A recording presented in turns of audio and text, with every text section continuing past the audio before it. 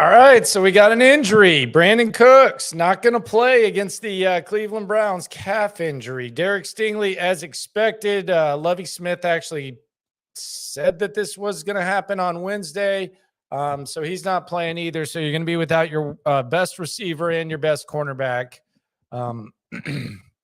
as you face the Cleveland Browns. Tough break.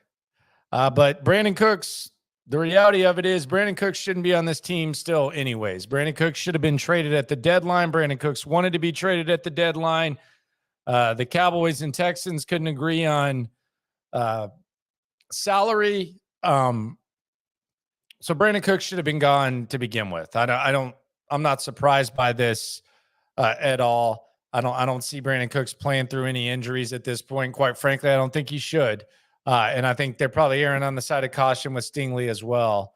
Although when you take into account that the injury concerns were the main negative on him, I guess that's a little bit discouraging as well. But I'm not reading too much into it. But the Texans will be without Brandin Cooks. It means other guys are going to have to step up. The Browns defense, you have been able to run the ball on the Browns defense. They're not very good in that area. Dameon Pierce, though, in the last 2 games, 8 yards a game. So what was already going to be a pretty difficult game, and gets even more difficult, and you're without your best cornerback and your best receiver in a game in which I believe the line, last I checked, was at 7. I don't know that Brandin Cooks really moves the line or anything like that. I mean, it doesn't help the cause, but I don't think we're going to see like a double-digit line all of a sudden. Let me get the updated line here with Brandin Cooks out.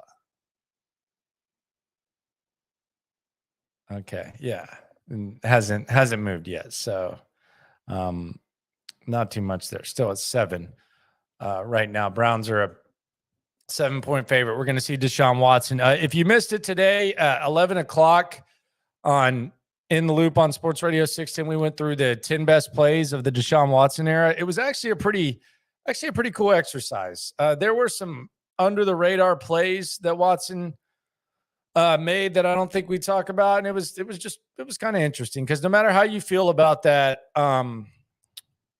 there were some good times around here with Deshaun playing. I anticipate Deshaun Watson being rusty. If Lovie Smith and his team, without Brandin Cooks, without Derek Stingley, whatever, if they can get up for this game,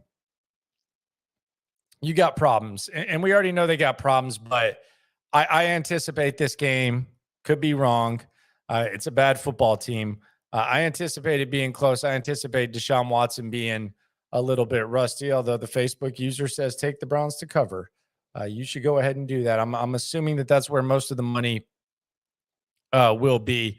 It's just hard for me to imagine someone not playing a regular season game for 700 games and not being a little bit rusty when he comes back, although he's playing the perfect defense, the Texans defense.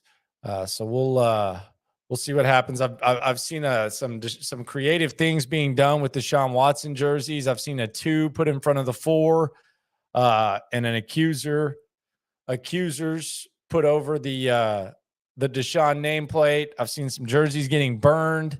There's been a lot of stuff going on. I am intrigued. I don't know what to expect at this game. I'll be out there. If you're tailgating, hit me up at Landry Locker on Twitter, at Landry Locker on Instagram.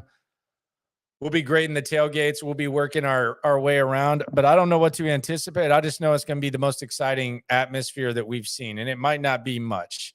It might be more Browns fans than Texans fans. Who knows? It could be 70-30, 50-50, 60-40. Who knows? But it's going to be fun. It's going to be the most fun atmosphere that we get, and I would assume that the higher-ups would like to win this game more than just about any other game, and they got him at the right time. Although they don't have Brandin Cooks, they won't have Derek Stingley, and quite frankly, Brandin Cooks should have been traded before. So yeah, you're just kind of killing time with Brandin Cooks, and I'm sure he's probably going to have some things to say to his buddy Deshaun Watson And that's that. Don't really need to break it down. Texans bad football team. The Browns like to run the ball. Browns got a good offense, talent on defense, but they've underachieved. Should be a fun time no matter what. Still kind of pulling for a loss because of that number 1 pick, but I'm not going to lie, given the fact that there's a 2-win cushion for that number 1 pick, it wouldn't hurt my feelings if this were one of the games that the Texans won. And if they did, Kyle Allen could go down as a TJ Yates type of folk hero. And if there's a blowout, I think Lovie Smith, I think he's already gone most likely, but there wouldn't even be anything in their way if the Texans play against the Browns like they did Washington and Miami. That's a wrap for Lovie, which some of you might like as well. No matter what happens, remember, we are in this together. Have a good weekend. Enjoy the football. Starts tonight with a little USC. If you want to get a look at Caleb Williams, college football tomorrow, and then Sunday, early day at NRG. I'll see all you out there. Talk to you later.